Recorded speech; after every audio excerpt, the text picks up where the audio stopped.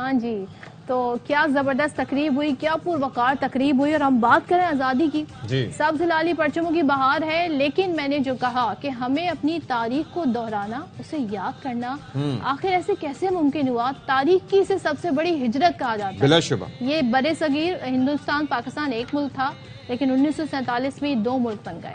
तो उसके पीछे पूरी कहानी, पूरी जद्दोजहद, क्या वो हिकमत थी और क्या क्या कुर्बानियां दी गई, इसका अहाता करना बहुत जरूरी है आज के। बिलाशुबा, और जाहिर है कि ये अगर ना बताएं तो फिर कैसे याद करेंगे कि कितनी मुश्किलात थी। आज़ाद फ़ज़ा हर किसी को नसीब नहीं होती। तो इसी पर एक रिपोर्ट है, इस पे रिपोर्ट हमने दिखा दी है, लेकिन हम इस पर स्टूडियोज में बात करना चाहेंगे। हमारे साथ मौजूद हैं जी कराची यूनिवर्सिटी के शोबे तारीख से वाबस्ता assistant professor doctor Muiz Khan, और उनसे हम पूछेंगे, ज़ाहिर है तारीख का उन्होंने बड़े क्लोजली अहाता किया हुआ है, कि वो हमें बताएं। अस्सलाम वालेकुम डॉक्टर। सारे जश्न आज़ादी मुबारक आपको। जी आपको भी बहुत बहुत। और हम तो 75 साल तो हो गए, लेकिन अभी जो यंग जनरेशन है उसको ये याद दिलाना बहुत ज़रूरी है कि आखिर ये पाकिस्तान वजूद में कैसे आया। And it wasn't easy. बिल्कुल आप सही फरमा रहे हैं। देखें, पाकिस्तान दुनिया की एक बड़ी यूनिक एग्जाम्पल है, क्योंकि इसकी जो एग्जिस्टेंस और एक्चुअली क्रिएशन जो है वो बहुत ही एक डिफरेंट चीज़ है। क्योंकि ये मुल्क ऐसे नहीं था कि ये मुल्क सदियों से, जैसे कि यूरोप के मुल्क हैं, जैसे फ्रांस है, जैसे फ्रांस के लोग फ्रांसीसी एक इलाके में थे, आबाद थे, फिर वो मुल्क हो गया। जैसे जर्मनी यूनिफिकेशन हुई 1871 में, इटली यूनिफिकेशन हुई, इटालियन लोग।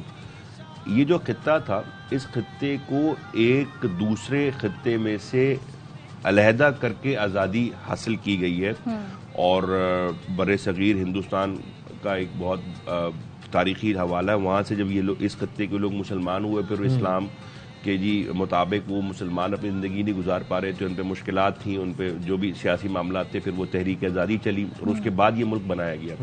तो इसकी जो क्रिएशन है वो दुनिया की एक बहुत यूनिक एग्जाम्पल है, इस तरह की क्रिएशन। अच्छा। और उसमें जो हमारे फाउंडिंग फादर्स हैं, जो भी हमारे सारे लोगों ने, कायदे आज़म है, लियाकत अली खान है, अल्लामा इकबाल है, सर अहमद खान, जिन्होंने क्या नाम है, जुदागाना इंतखाबात की बात की, मुसलमानों की, हाँ जी, 2 नेशन थ्योरी की बात की। तो ये सारा एक सिलसिला तसलसल है जिसमें मुस्लिम नेशनलिज्म पहले जनरेट हुआ, और उसके बाद फिर वो पॉलिटिकल राइट्स की मूवमेंट चली, और उसके बाद आगे जाके जो है हमने देखा कि किस तरीके से फिर मुस्लिम political rights with in India पहले चली। फिर जब देखा गया कि जी विद इन इंडिया कांग्रेस के साथ या दूसरे जो ग्रुप्स हैं पॉलिटिकल, उनके साथ हमारा मामला नहीं चलेगा, तो उसके बाद फिर उन्होंने कहा कि अब आज़ादी। वेरी डिफिकल्ट, क्योंकि अंग्रेजों से ही आज़ादी नहीं, बल्कि इंडिया से भी अलग होना। देखें, ये 2 पहलू। एक तो ये था कि अंग्रेज चले जाएं। अंग्रेज जाना का इस तरह से था कि दुनिया के अंदर एक मूवमेंट चली हुई थी, उसको आप कह लीजिए कि इसको कहते हैं डीकोलोनाइजेशन। कॉलोनाइजेशन चली 400-500 साल, उसके बाद डीकोलोनाइजेशन। डीकोलोनाइजेशन के अंदर ये जो कॉलोनाइजिंग पावर्स थी, कॉलोनियल पावर्स थी, ये रिट्रीट कर रही थी, जा रही थी। लेकिन प्रॉब्लम ये था कि कांग्रेस पार्टी, जो कि इंडिया की सबसे बड़ी पार्टी थी, उससे आपको खित्ता अलग करवाना, क्योंकि अंग्रेज तो चलो मान भी जाए, लेकिन कांग्रेस से कैसे आप अलग करवाएंगे। तो वो जो तहरीक, जिसके अंदर असल जो हमारे बुजुर्गों ने, इस खत्ते के बुजुर्गों ने, मुसलमान बुजुर्गों ने जो कुर्बानियाँ पेश की, जानों के नजराने पेश किए, और खासतौर से हिजरत के अंदर और वैसे मामला के अंदर, उसकी वजह यही थी कि ये अलग क्यों कर रहे हैं। अच्छा, एक चीज़ मुझे भी बताइएगा कि इस वक्त जाहिर है कि हमारा सफ़र हो सकता है दुनिया की बाकी नेशंस के निस्बत कम हो, आज़ादी बड़ा मुश्किल से हासिल होती है। हमारा जो सफ़र है, यानी कि आज जो अमेरिका की अगर मिसाल दें, फ्रांस की आपने मिसाल दी, ये मुल्क अपनी आज़ादी को जिस तरह से सेलिब्रेट करते हैं, उनके यहाँ जिस तरह से आयाम मनाए जाते हैं, या फिर वो आज़ादी के सफ़र में जिस जगह मौजूद हैं, हमारा सफ़र, उसको कंपैरेटिवली आप कैसे देख रहे हैं? देखिए, हमारा सफ़र जो है ना बड़ा मुश्किल रहा है। उसकी वजह यह है कि आपने अमेरिका की मिसाल दी, में एक बहुत इंपॉर्टेंट पॉइंट है, मैं बताना चाहता हूँ, आपके तवज्जुह से आवाम को पता होनी चाहिए ये बात, कि देखिए अमेरिका जब आज़ाद हुआ था, वो 1776 में उन्होंने आज़ादी का ऐलान किया। 1781 के अंदर फाइनली इनको आज़ादी मिली, जब अंग्रेज चला गया।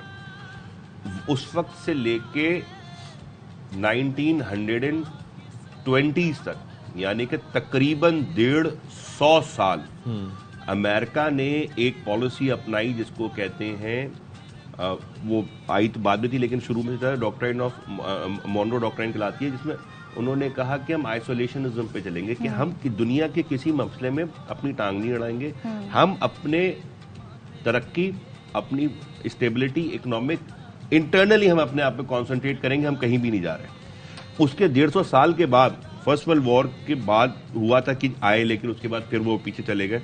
फिर उसके बाद सेकेंड वर्ल्ड वॉर के टाइम से लेके अब तक वो इंटरवेंशनिज्म पे है, वो ये थ्योरीज की हैं।